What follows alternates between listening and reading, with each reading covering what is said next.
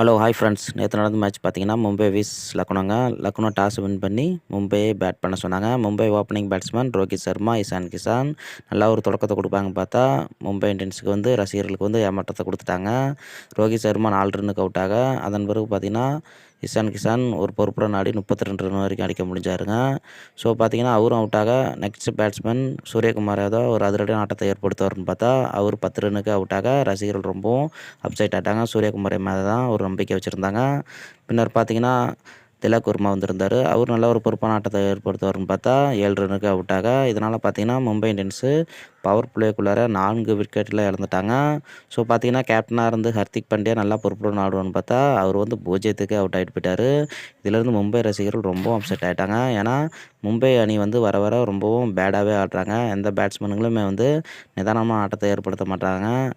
போன IPL match மாரியே இந்த ஆண்டுலயும் ரொம்ப கீழ்த்தங்கியே போயிட்டுருக்காங்க அப்படின்னு ரசிகர்கள் ரொம்பவும் அவங்க மேல கடுப்பா இருக்காங்க. மேட்சே பார்க்கறதுக்கு விருப்பம் இல்ல.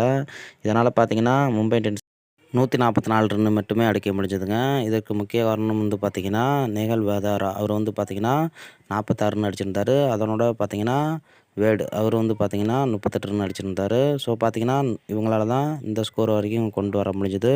ஸோ பார்த்தீங்கன்னா, 145 ரன் அடிச்சா வெற்றி இலக்குடன் ஆடிய கேஎல் ராகுல் ஓப்பனிங்லேயே வந்து நல்ல ஒரு அதிரடியான ஆட்டத்தை ஏற்படுவதை பார்த்தா 28 ரன்னுக்கு அவுட் ஆக, அதன் பிறகு பார்த்தீங்கன்னா, இம்பாக்ட் பிளேயரா குல்கர்னி வந்திருந்தாரு. அவரும் அவுட் ஆக, அதனோட பார்த்தீங்கன்னா, நெக்ஸ்ட் பேட்ஸ்மேன் ஸ்டோனிஸ் அவர் தாங்க பொறுப்புடன் ஆடி நல்லா ஒரு அதிரடியான ஆட்டத்தை ஏற்படுத்தி, நிதானமான ஆட்டத்தை ஏற்படுத்தி 68 ரன் வரைக்கும் அடிக்க முடிஞ்சது.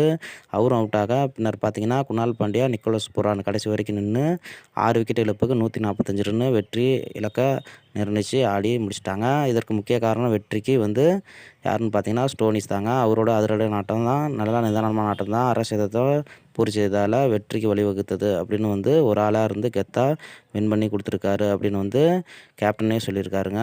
ஸோ பார்த்தீங்கன்னா, வின் பண்ணுறதுக்கு முக்கிய காரணம் வந்து ஸ்டோனிஸ் தான் முக்கிய காரணம் அப்படின்னு வந்து கேப்டன் கேஎல் ராகுலே சொல்லியிருக்காரு. ஸோ இந்த வீடியோ உங்களுக்கு பிடிச்சதுனா மறக்காம சப்ஸ்கிரைப் பண்ணுங்க. நன்றி, வணக்கம்.